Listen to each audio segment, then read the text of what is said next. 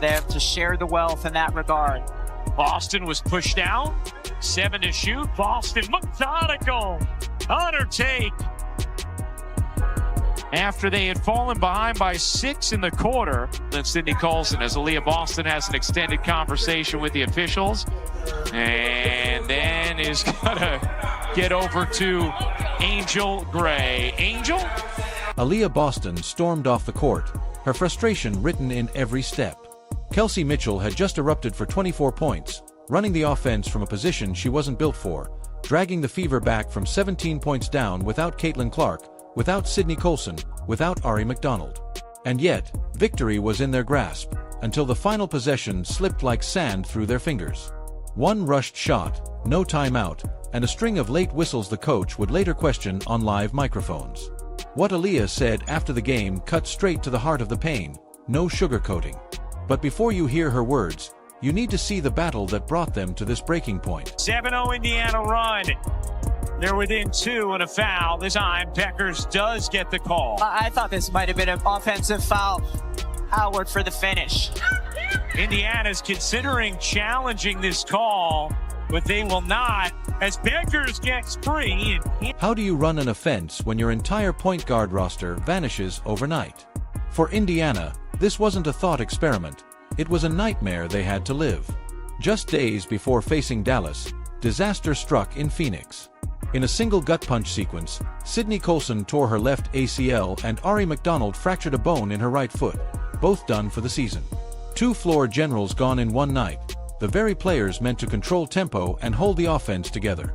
With Caitlin Clark already sidelined since July with a groin injury, Indiana was suddenly stripped of its top 3 ball handlers.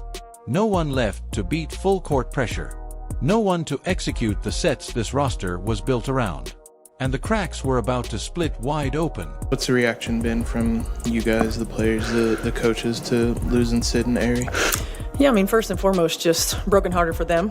They're 2 really good people that you hate to see this happen to. They've been an integral part of what we've been doing, and so hate it for them. Unfortunately, it's part of the deal, and we've got to roll with it. And we've got players in that locker room who believe in one another, players in that locker room who are as competitive as all get out. We've got versatility, and it's going to have to be on full display. So I think now it's about playing to honor them, right, and playing for them. The collapse didn't wait; it hit instantly. Without a steady hand to guide the offense, breaking defensive pressure became a chore, turnovers multiplied, and clean entry passes turned into desperate scrambles.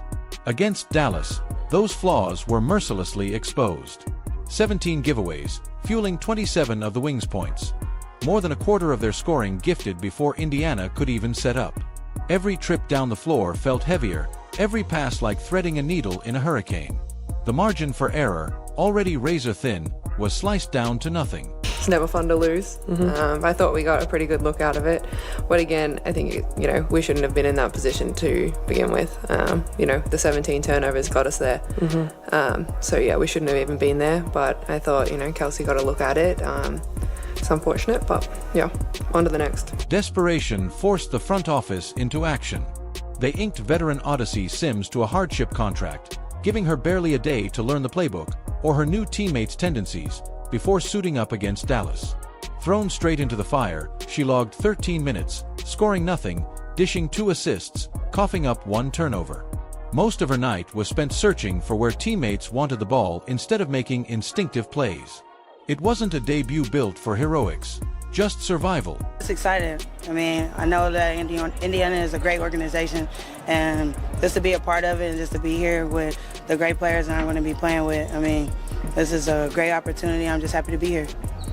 What's the most important thing for you in a situation like this to just get acclimated, just to kind of get your feet under you and feel your way around the new spot here? It's not my first time just coming to a new team and coming in and just being me. The biggest thing is just doing what I do best. Playing defense, playing hard, doing whatever the team needs. Obviously, I know they've been down with the injuries. Prayers up for Sid and Ari. Love them both. But like I said, I'm excited to be here, and I'm not going to do too much. But whatever coach tells me to do is what I'm going to do and have fun and enjoy my teammates. That left only one real solution: push Kelsey Mitchell into the lead guard role and hope she could carry the weight. Forget comfort zones, there was no easing her in. Every inbound pass, every offensive set, every second of defensive heat came her way. And this wasn't just about tactics, it changed the physical toll of her game. She had to start possessions under pressure, then still deliver buckets as the team's primary scorer. The shift was brutal. But in the absence of Colson, McDonald, and Clark, there was no one else. Dallas knew it, and they hunted it. Kelsey obviously can play make, as she showed in the last game, but it's not like her most natural way of playing, I would say. Do you have to tell her to focus on that? Does she just kind of know that as the primary ball handler in these games, she'll do it? How does that kind of process work when it's not a true point guard at the one? Yeah, I mean, I want her to just do what she's been doing. You know, she's been excellent all year long. She's been efficient all year long. Her decision-making has been on point all year long. Chelsea can create plays, sure, but it's not her natural game, a reporter pressed. Do you have to remind her? Or does she just know? The response was calm, but clear. Mitchell had been efficient and decisive all year, and the coach trusted her to keep doing exactly that. But the Dallas game was proof of how cruelly the injuries shaped everything. With a patchwork backcourt, every made basket was a grind. Every turnover felt like a starting gun for a Dallas run. And still, Mitchell wouldn't let go. Even without her backcourt running mates, she was determined to fight to the final buzzer. She wasn't just scoring, she was keeping Indiana's heartbeat alive. Every single playoff game will be on our networks. As Mitchell finally gets a look, her first points of the second half. Curl it in, doesn't get the whistle. Indiana with numbers the other way. Mitchell in the corner. Cut it! Big game from Aisha Hines-Allen off the bench. Mitchell sprints into the lane, finds Cunningham. She got it on a three, and it's a single-digit deficit. Her numbers on paper dazzled. 24 points, 7 of 15 from the floor, 4 of 7 from deep, 6 rebounds. But the truth was harsher. Almost every possession began in her hands, against schemes designed to drain her legs and her will. Dallas trapped early, doubled quick, and forced her to battle for every inch past half court. Each made shot came at the cost of another exhausting trip up the floor. The box score showed points. Her face showed the price. She'll try to create with 5 to shoot. Mitchell through the lane, and is scooping in, and it's a 1 game. Arch right, but you know she loves to go left. How many defenders try to come over and help about 3 and still able to scoop it up and in? Mitchell with 24 points. It bled through in moments. A turnover here, a rushed pass there, but Mitchell never stopped finding sparks to ignite the fever. Down double digits in the fourth, she launched a bomb from several feet beyond the arc and drilled it. Then, without pause, she motioned her teammates into a tighter defensive stance. Moments later, she orchestrated a sharp pick and roll with Boston, threading the pass perfectly for an easy bucket. These weren't just buckets, these were statements of defiance. She'll try to create with 5 to shoot. Mitchell through the lane, able to scoop it in, and it's a 1 game. Indiana ball, down 1.7 to go. Cunningham has to get it in. Mitchell in the corner, can hit, and Dallas hangs on. 81-80 the final as the Wings win a thriller in Indy. This role wasn't built for her, and it's no path to long-term success. When one player has to do almost all the scoring and playmaking, defenses lick their chops. Dallas did exactly that. Slow her down, and Indiana's offense froze. Yet somehow, she had them within 1 shot of a win. It was as close to maxing out a player's capacity as you'll see. Mitchell as scorer, engine, leader, and glue holding a battered roster together. For Dallas, her stat line told the story. For the Fever, it was the unseen hours of unrelenting work in a role she never asked for. That's why fans feel both the sting of the loss and the pull of admiration, because they know exactly how much she gave. to outlet and attack in transition. When it got to the point where we didn't attack and we just started dribbling sideways, I probably should have used it at the 3-second mark instead of a little bit later. I thought Kels might have had a baseline drive.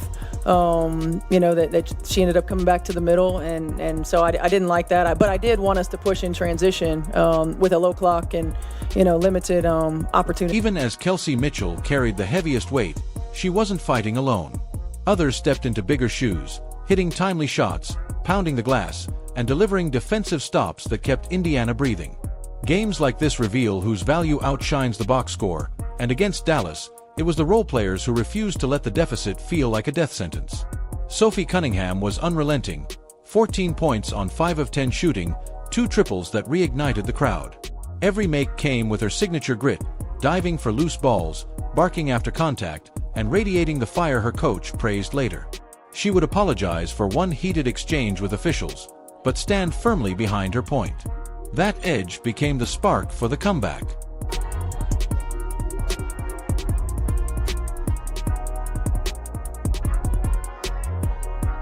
Chloe Bibby's minutes were short, but her impact was seismic. 11 points in just 12 minutes, drilling all 3 attempts from deep. One shot in particular felt like a dagger, splashing through as Dallas threatened to stretch the lead into double digits late in the fourth. It forced a timeout the Wings didn't want to take, buying Indiana precious rest during the very push that fueled their rally.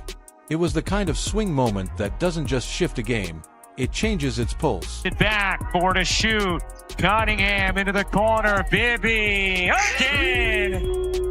Chloe Bibby breathing life into Indiana.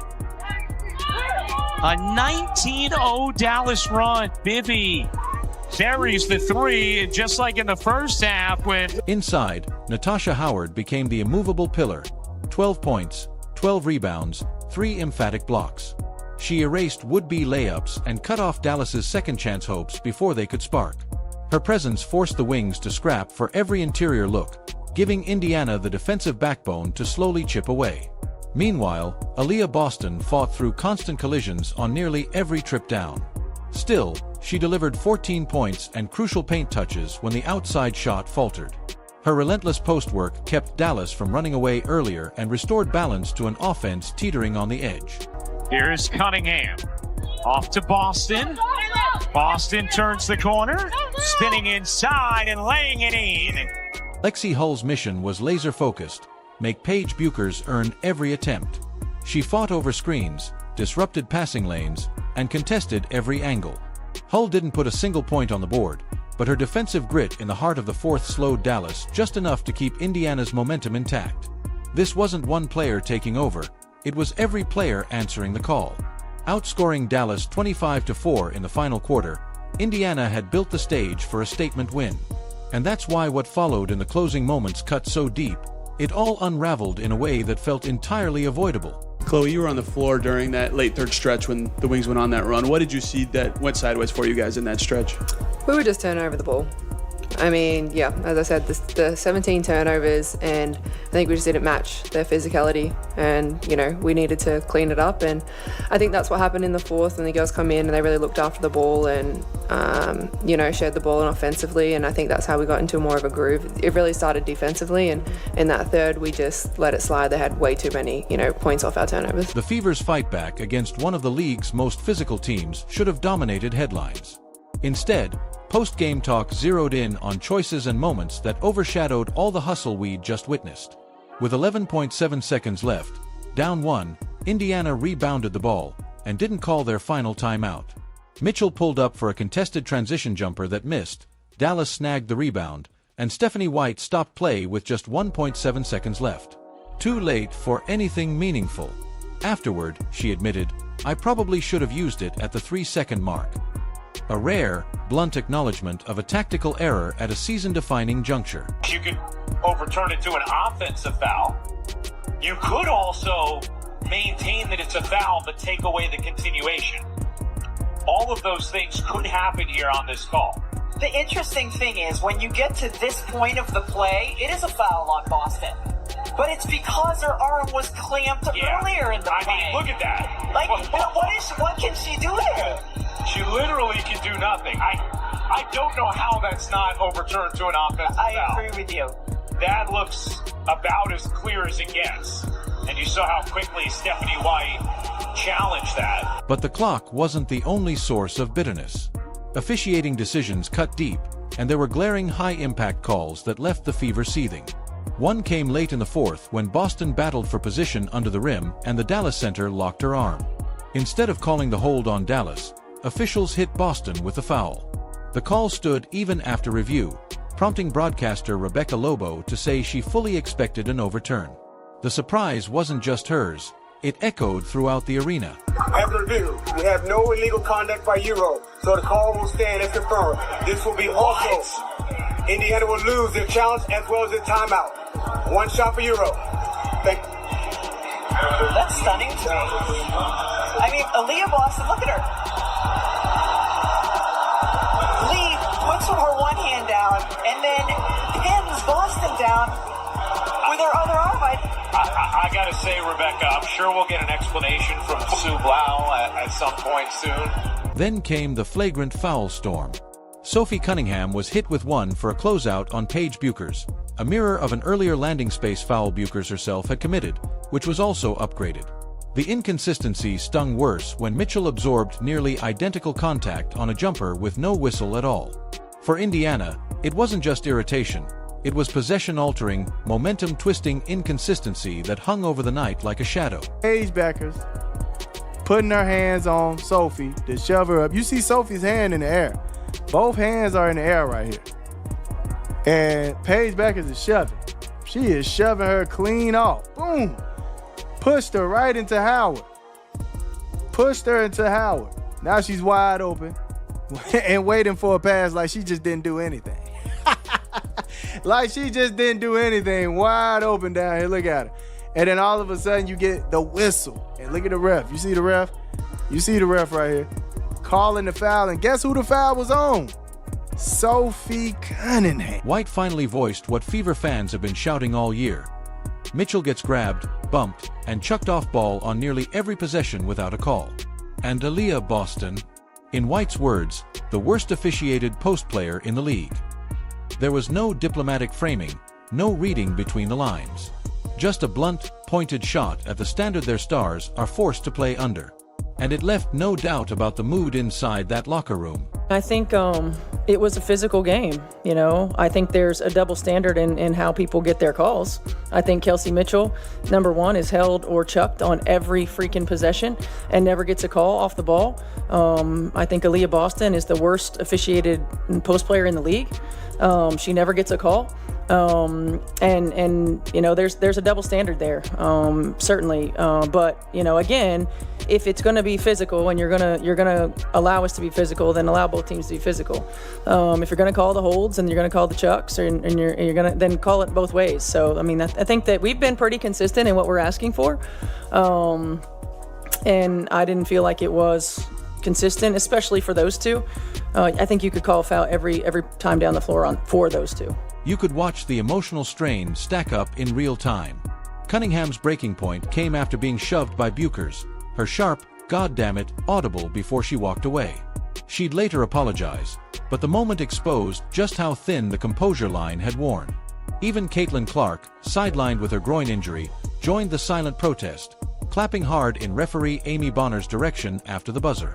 And when White's sideline dispute with an official heated up, Boston stepped in visibly upset, until Clark placed a steadying hand on her coach's arm. Boston's post-game line, "We need better focus," was short but layered.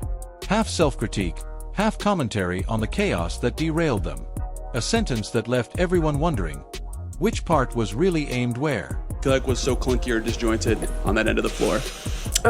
I think it got better as the game went on, but I think just starting, I think the physicality level was a little bit different on both sides of the ball, and but for us, really, I think it's got to be our focus. Like, we got to make sure that we're connected on that end, making sure that we're in the right places for passes, and just being more conscious of us having that ball. The stakes made this one hurt even more.